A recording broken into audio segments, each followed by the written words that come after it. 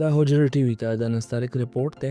د امریکا کانګریس یو ممبر ټیم بوشایر ډونالډ ټرمپ نه غوښتنه کړې د افغانستان مالی مرستې دې بند کړي. بوشایر ټرمپ ته یو خط لیکلی او په هغه کې ویلي چې امریکا د خپلو دښمنانو مرسته نه کوي. هغه زیاته کړه چې هغه غواړي چې ټرمپ سره کار وکړي او د امریکې د ټیکس پیسې بهر منتقل کېدل ودروي. په همدې حال کې د افغانستان معاشي وزارت دا امید څرګند کړی چې انټرنیشنل ایډ د باید او نه درول شي، ځکه چې د دې امداد په وجه د ملک بنیادي ډنچه مضبوطیږي او ملک خود انحصاري طرف روان دی. د افغانستان معاشي وزیر لطیف نظیري ویلي موږ امید لرو چې عالمي امداد به نه بندیږي.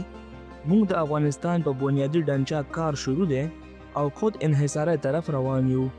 ماهرین دا وایي چې عالمي امداد د افغانستان معاشي مشکلات په مکمله توګه نشي حل کوي او وایي چې د ملک هیومانیټیرین او معاشي حالات چې داسې دي چې امداد نه بغیر به ونه چلیږي.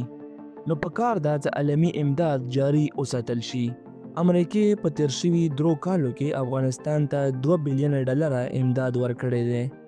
د امریکې سټیټ ډپارټمنټ ویلي چې دا امداد صرف د افغانستان عوام دپاره دی کوم چې غربت او خوراکي مواد نشتوالي سره مخ دي. دا حجره ټي وي ته د نستعلیق رپورټ و.